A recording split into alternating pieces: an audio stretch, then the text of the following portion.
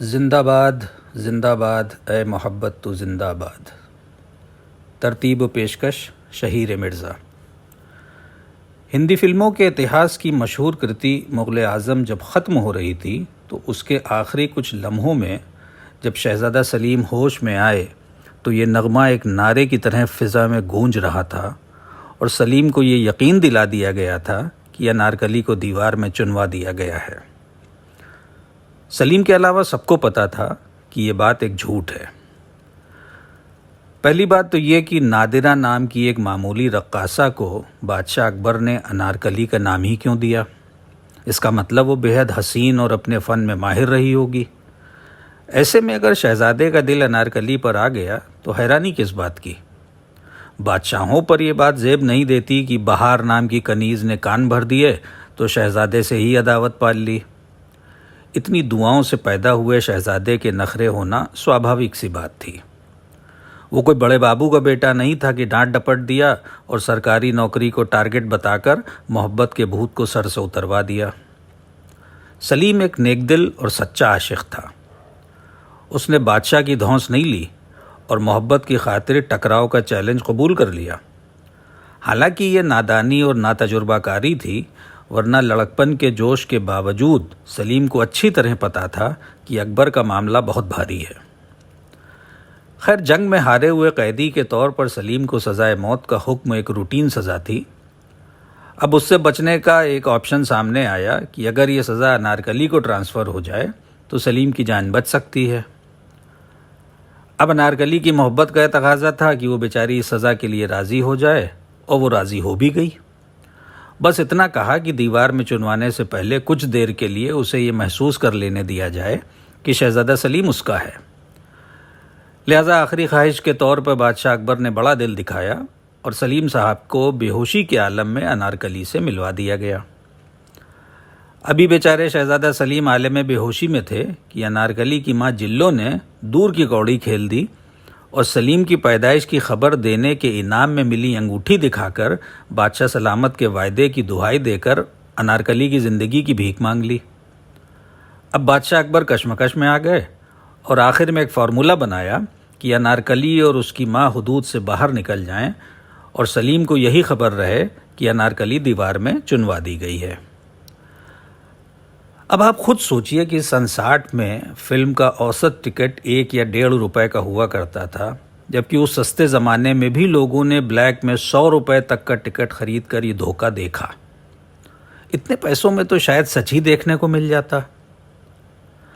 آج سے 101 برس پہلے سن 1922 میں اٹاوا میں آصف کریم صاحب پیدا ہوئے۔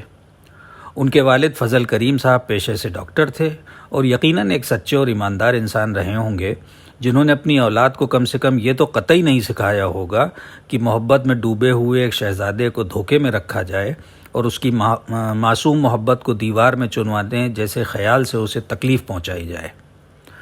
بعد میں آصف کریم صاحب کو دنیا نے کے آصف کے نام سے جانا اور فلم ڈائریکشن میں ان کا ثانی ملنا مشکل ہے۔ اسی اٹاوا میں 17 سال کے بعد سن 1939 میں ملائم سنگھ یادو کا جنم ہوا، جو پہلے ایک شکشک ہونے کے ساتھ پہلوانی بھی کرتے تھے اور بعد میں لوہیا آندولن سے جڑ کر سماجواد کے بڑے اور سچے نیتا بنے۔ اگر عمر کا اتنا فرق نہ ہوتا تو ضرور ملائم سنگھ جی اپنے شہر کا ہونے کے ناطے کہ آصف صاحب کو یہ رائے دیتے کہ بیچارے سلیم کو دھوکے میں نہ رکھیے۔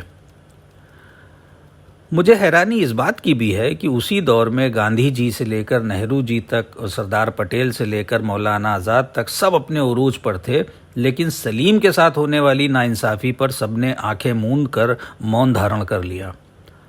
لارڈ ماؤنٹ بیٹن سے تو خیر امید بھی نہیں تھی، ان کا تو ایجنڈا ہی مغل ورودھی تھا۔ ہاں، اتنا ضرور لگتا ہے کہ سبھاش چندر بوس کے خیالات الگ تھے، کیونکہ ایک ہوائی حادثے کے بعد انارکلی کی طرح ان کی بھی کوئی خیر خبر نہیں ملی۔ لیکن کے آصف تو ٹھہرے کے آصف، ان پر تو امتیاز علی تاج کے 1922 کے ناٹک انارکلی کی دھن سوار تھی اور 1944 میں ہندوستان کی آزادی کا انتظار کیے بغیر شیراز علی حاکم کے بینر تلے چندر موہن اور نرگس کو لے کر فلم کا اعلان کر دیا۔ حالانکہ 1928 اور 1935 میں اس ناٹک پر فلمیں بن چکی تھیں، لیکن کے آصف صاحب اسے ایک الگ ہی پیمانے پر بنانا چاہتے تھے۔ فلم کی پہلی کوشش الگ الگ وجوہات سے ناکام ہو گئی، لیکن جنون بنا رہا۔ ہندوستان آزاد ہو گیا اور حاکم صاحب نے پاکستان کی راہ پکڑ لی۔ ایسے میں کہ آصف کے خواب کو ساتھ ملا امیر ترین مشہور پارسی بلڈر شپور جی پولن جی مستری کا۔ اب کہ آصف صاحب کی کلپنا کو پنکھ مل گئے تو انہیں بھویتا کی اڑان بھرنے سے کوئی روک نہیں سکتا تھا۔ کہا جاتا ہے کہ ٹیم کی بات جب آتی ہے تو ویسٹ انڈیز کے کرکٹ کپتان کلائیو لائڈ کی ٹیم کو بہت اوپر رکھا جاتا ہے، لیکن یقین جانیے کہ آصف کی مغل اعظم ٹیم کس پائیدان کی مستحق تھی، یہ وشلیشن کرنا لگ بھگ ناممکن ہے۔ پرتھوی راج کپور، دلیپ کمار، مدھو بالا، درگا کھوٹے، اجیت، نگار سلطانہ، نوشاد، بڑے غلام علی، لتا منگیشکر، یہ تو وہ نام ہے جو ہر کسی کو پتہ ہے، لیکن نہ جانے کتنے ایسے نام ہیں جن کے بغیر یہ خواب پورا ہو ہی نہیں سکتا تھا۔ جو نام یہاں نہیں لکھے ہیں ان سب سے معافی کا طلبگار ہوں۔ ان سب عظیم ناموں میں ایک چیز کامن رہی، کسی نے سلیم کے ساتھ ہونے والے دھوکے پر آواز نہیں اٹھائی۔ وہ شہزادہ سلیم جو محبت کی خاطر اکبر جیسے بادشاہ سے مقابلے کے لیے تیار ہو گیا، وہ آخر میں ایک دھوکے سے دھوکا کھا گیا۔ حالانکہ بعد میں جب معاملہ ٹھنڈا ہو گیا ہوگا تو سلیم کو چاہیے تھا کہ ایک مرتبہ کہتا تو صحیح کہ دیوار گراؤ، مجھے انارکلی کی لاش دیکھنی ہے، لیکن پھر شہزادے کو بادشاہ بننا تھا اور زندگی آگے بڑھتی چلی گئی۔ محبت کی داستان امر ہو گئی، سب نے اپنی اپنی ذمہ داریاں نبھا لیں، لیکن قیمت ادا کی بیچاری انارکلی نے۔ وہ وہاں سے نکل کر جلوں کے ساتھ کہاں گئی، کس حال میں رہی، کسی کو کچھ نہیں پتا۔ سبھاش چندر بوس کے بارے میں تو الگ الگ خبریں ان کے غائب ہونے کے 50 سال بعد تک آتی رہیں۔ کوئی کہتا تھا کہ وہ جاپان میں ہیں تو کوئی کہتا تھا کہ وہ فیض آباد میں مونی بابا بن کر رہ رہے ہیں، لیکن انارکلی کی تو جھوٹی ہی صحیح مگر کوئی خبر نہ آئی۔ اس لیے محبت کی نشانی کے طور پر وہ ہمیشہ زندہ رہیں گی، لیکن ان کی قربانی بھی کہ آصف صاحب کی ناانصافی کو جائز نہیں ٹھہرا سکتی۔